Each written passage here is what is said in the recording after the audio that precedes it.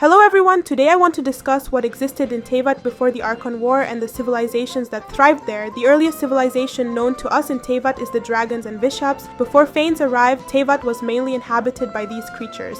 The planet was ruled by 7 elemental dragons and their leader, Nibelung. Teyvat was divided into regions just like it is now, with each element having its own region and corresponding dragon ruler. Apep mentioned that he could not only control the Dendro element but also give life to some primal creatures. Similarly, the Hydra Dragon, besides controlling its element, could command the primordial sea. Most likely, the other elemental dragons had their own abilities linked to their elements. Then Phanes arrived and waged war against the dragons. The dragons could not resist Phanes and fled to the ocean. After these events, Phanes and his shades began to build their world. Unfortunately, little is known about the lifestyle and culture of that time. But, based on what we have seen in Ochkanatlan, it's safe to say that the dragons were a fairly advanced civilization. In the quest involving the dragon sage, we saw robotic wings, indicating that the dragons were, at the very least, technologically advanced. The fact that the dragons retreated to the ocean doesn't mean they started to degenerate there. They likely established a new safe haven for themselves. How the dragons came to be and how long they existed before Phanes is unfortunately unknown to us. The next civilization in Teyvat is the first humans created by Phanes. Humans were created 400 years after Phanes arrived. Together with the Shade of Life, Phanes created humans and other living beings. In the book Before Sun and Moon, it is written that after everything was created, humans made a pact with Phanes. The book doesn't specify the details of this pact, but we can assume that it stated that Phanes and his shades were the unquestionable authority for humans, and in return they received support and protection from the gods. Thus, humans began to steadily develop, forming culture, mastering agriculture, and learning to extract useful resources. If something went wrong, like a failed harvest, the gods would help the humans. At the same time, a race of Sili lived in Teyvat, which also assisted humans. It is also speculated that the 3 Moon Sisters lived during this period. The next known civilization is Enkanomiya. During the war with the second throne of the heavens, the first human civilization plunged underground into the depths of the ocean. Chaos reigned on the surface then. We remember that after Phanes' war with the dragons also retreated into the ocean depths. At that moment, humans and Vishaps met. The Vishaps were hostile towards Phanes' creations and aimed to destroy them. However, humans realized that Vishaps feared the light and began to ward them off using lamps. Later, the sage Abaraku constructed an artificial sun, which provided more reliable protection against the Vishaps, and people started to feel much more comfortable. Sometime after the construction of the artificial sun, a boy found a huge serpent and asked it to become their god. This serpent became the leader of the people and eventually led them to the surface. This serpent was Orobashi, who knew forbidden knowledge from the book Before Sun and Moon. This knowledge eventually led to his downfall. Celestia gave an ultimatum that either Orobashi would die or his people would be destroyed along with him. Orobashi chose to die alone. As for this book, I doubt it was written by a human. The book describes events from the arrival of Phanes in Teyvat, suggesting that humans did not yet exist. Likely, the book was written by one of the dragons or perhaps someone akin to a dragon sage. This book was banned by Celestia, which was the cause of Orobashi's punishment. Accordingly, if Celestia fears the spread of knowledge from the book so much that it was ready to kill an entire people, we can conclude that everything written there is the absolute truth. But let's return to the civilizations. After Orobashi brought people to the surface, they began to settle in different parts of Teyvat, forming diverse civilizations with unique cultures. It is challenging to pinpoint the exact time when humans emerged on the surface, but it happened roughly shortly before the birth of Morax, around 6,000 to 7,000 years ago. The entire Teyvat was then covered in eternal ice, and this lasted until the emergence of the first fire. After the appearance of fire, life on the planet began to flourish, but people doubted that this favorable period would last long.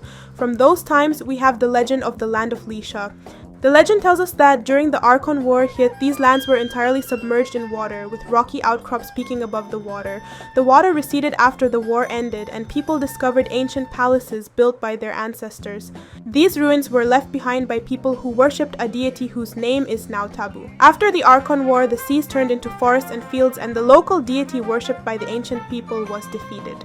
The remnants of this civilization can now be seen in the location called Qingshupul. The birth of the Liu civilization began in the Guili Plains. A goddess named Guzhong descended from the heavens there. The goddess led her people to the northern part of Mountain Qianheng and taught them to till the land. The cities and fields of this civilization stretched to the Stone Gate. After these events, roughly 6,000 years ago, Morax was born. Together with Guzhong, he began to rule the people in what are now the lands of Liyue. The lands of Old Mondstadt were much less fortunate with their ruler. Back then, the people were governed by the Anemo Archon de Carabian. Due to Mondstadt being covered in ice and swept by storms, de Carabian erected impassable walls of wind around the capital. In this way, he attempted to protect his people from the cold. De Carabian's subjects obeyed him out of fear, not love or respect. He sat atop a high tower and looked down upon his subjects with disdain, deriving joy from their obedience. The ruler isolated his people from the cold and believed they loved him. Yet, because of the ice and wind, the people could not resist the Anemo Archon as they had been weakened. In addition to these people, in earlier times there existed the civilization of Salvindagnir on the territory of Mondstadt. When the people arrived on the lands of modern Mondstadt, there was cold all around, but they saw a beautiful green mountain. That's where they began to settle. It is unknown when this all took place, but it's presumed to be around the same time when the first civilizations began appearing in Liyue. Salvindagnir prospered, but at one point, for unknown reasons, Celestia cast down a spike.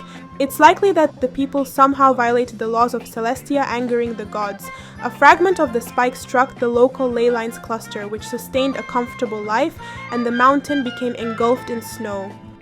Celestia not only destroyed Salvindagnir with her spike, it is also known that the spike was dropped on Tsurumi Island in Inazuma. Most likely it was dropped before the incident with the Thunderbird. Apparently people there did something to anger Celestia as well, but unfortunately this is not known to us. However, we do know what happened afterward. The inhabitants of Tsurumi revered the Thunderbird and held ceremonies with sacrifices for it every year.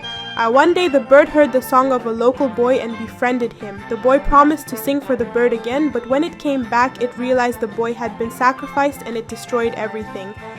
Let's move on to Khaenri'ah. This civilization is believed to have emerged around 3,500 years ago. During the civilization's formative stage, Khaenri'ah was not a very developed place, but it was composed of ideologically inspired people. The people of Khaenri'ah wanted to build their lives without divine intervention. The civilization developed rapidly, which attracted much attention throughout Teyvat. It was unusual for ordinary people to advance so quickly without the help of deities. After Khaenri'ah became known, there was a large influx of new inhabitants, especially after the Archon War, as Khaenri'ah strengthened its position since most people on the surface perished due to the divine battles.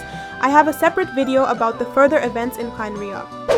The last civilization I want to discuss is the one that arose in the region of Sumeru. It's hard to say much about these times because almost nothing is known about them. This civilization is believed to have existed 4,000 to 5,000 years ago.